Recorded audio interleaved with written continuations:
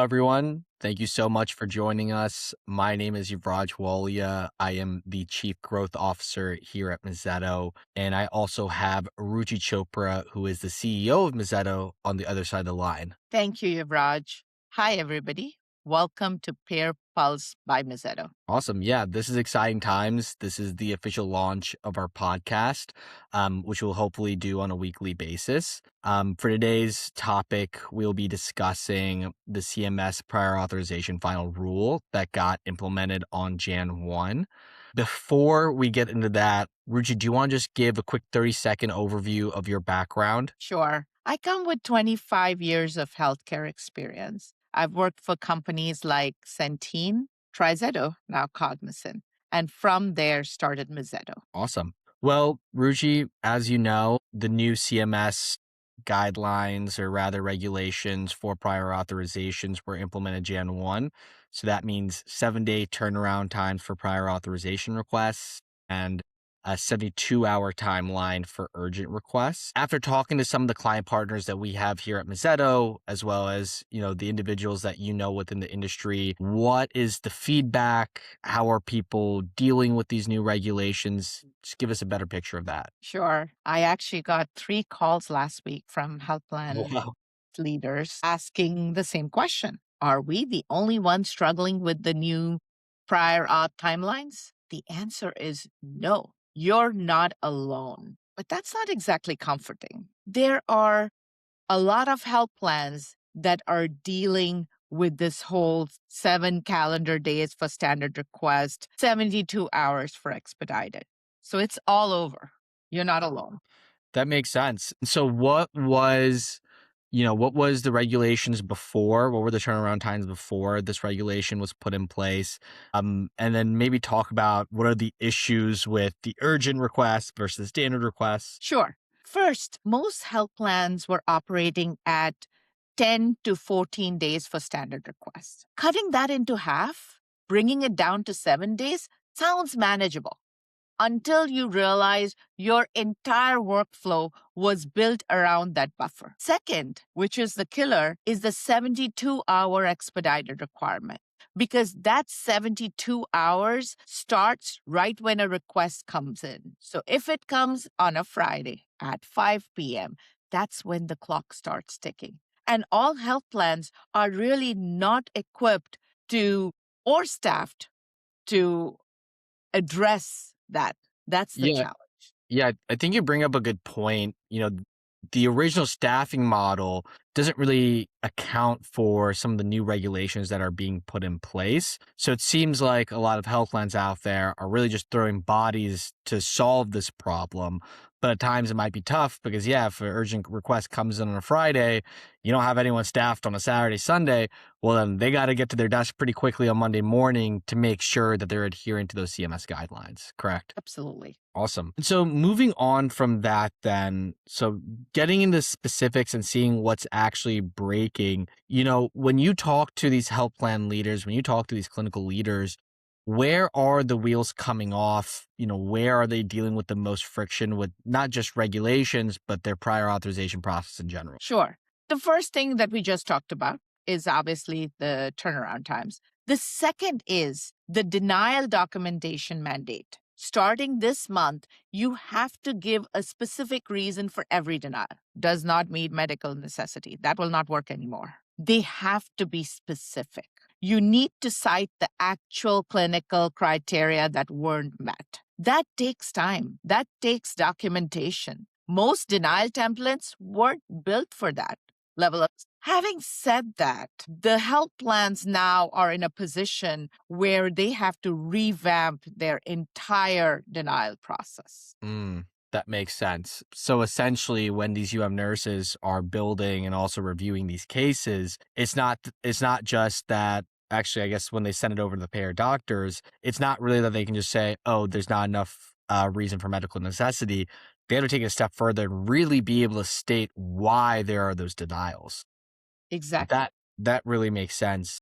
And I know that there's a third mandate as well. Do you want to describe what the third mandate talks about? So the third mandate is about metrics reporting. So plans have to publicly post their PA approval rates, denial rates, appeal overturn rates, and average turnaround times on their websites for everyone to see. Interesting. So pretty soon, these health plans have to have metrics up on their website. So providers can see that, members can see that, and there's just more transparency. Exactly. Even their competitors can see that. How do they compare with their competitors? If your overturn rate on appeals is 40%, meaning 40% of your denials get reversed, that's going to be public.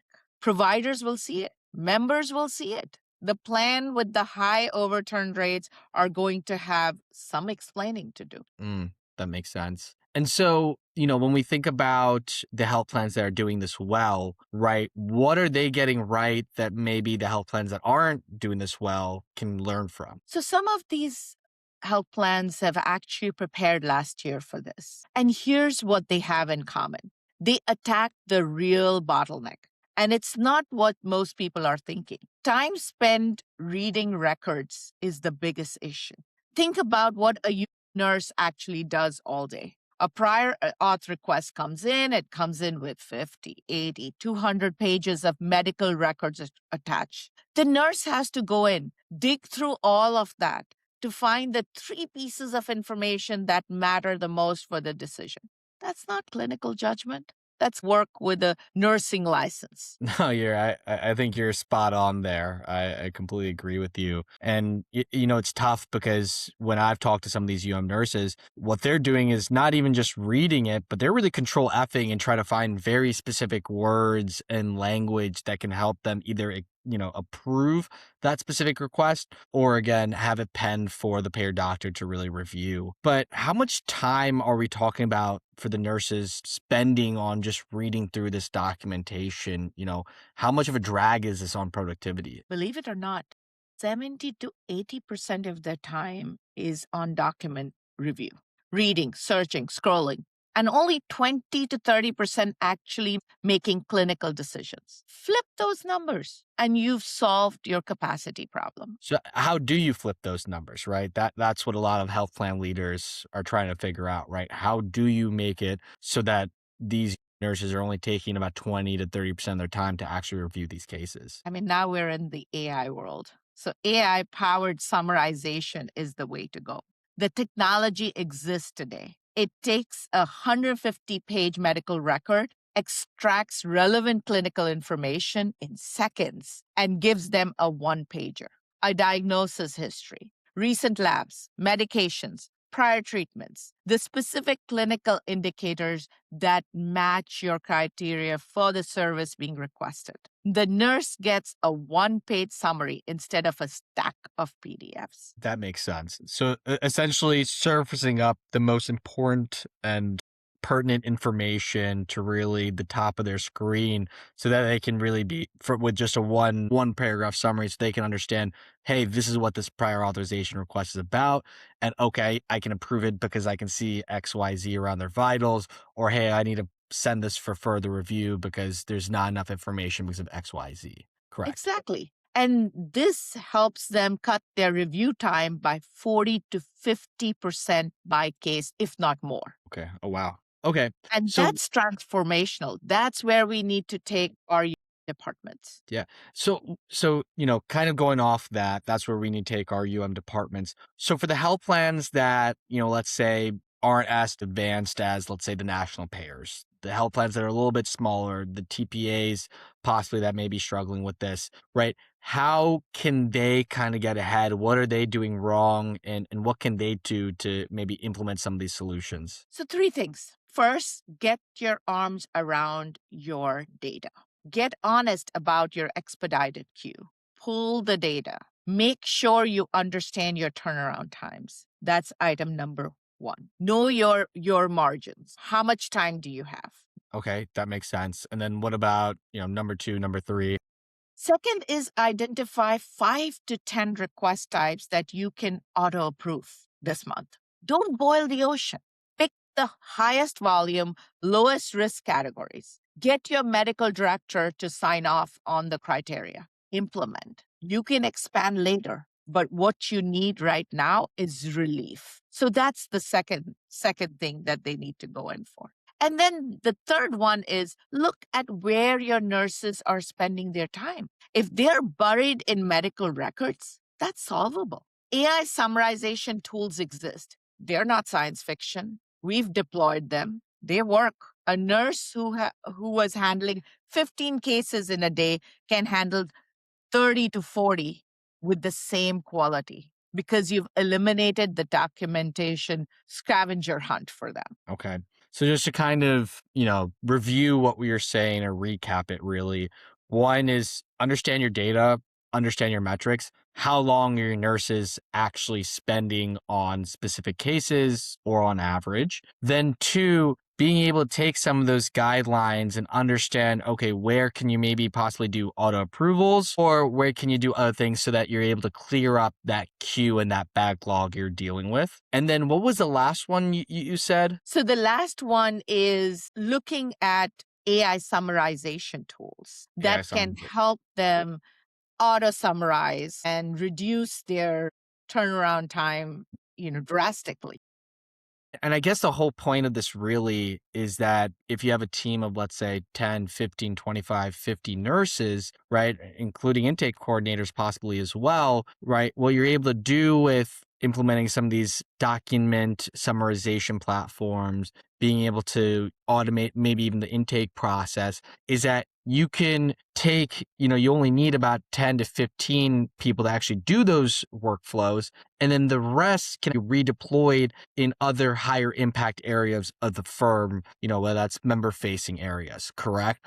So it's basically being able to reallocate your workforce to do those higher impact things instead of having to, read 20, 50, 100-page documents or manually keying in intake forms into your core system. That's correct? That's absolutely right. And I don't know if you've noticed this, but if you've seen a lot of health plans in the month of January are hiring more nurse reviewers. Absolutely. Instead of doing that, if they were to deploy an AI powered solution, that could solve their problem and also keep the cost low. That makes sense. And so I think we've talked a little bit about, the costs associated with this. Of course, it's human beings doing the work.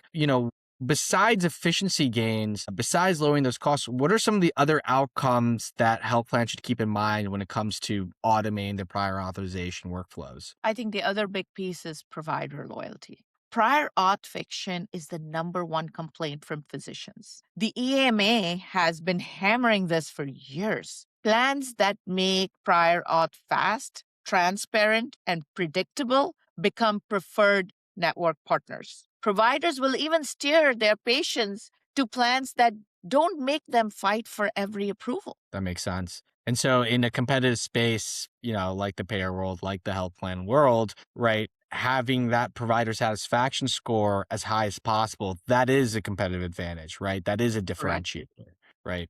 Okay, that makes sense. Always the plans that see it that way will win. The ones treating it as a box to check will be playing catch up for years.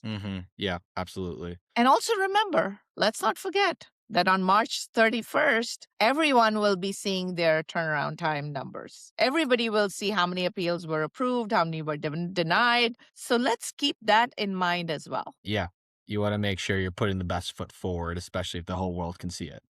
Absolutely. Well, great. Richie, thank you so much for your time today. Thank you for all the listeners that are listening to this podcast. Again, very exciting. This is our first podcast, so very happy to roll it out. If you did enjoy it, please, please, please follow us on the platform of your choice. Subscribe, comment. Feel free to email us as well, and we'll see you next time. Thank you. Thank you, everybody. Have a good one. Bye. Bye.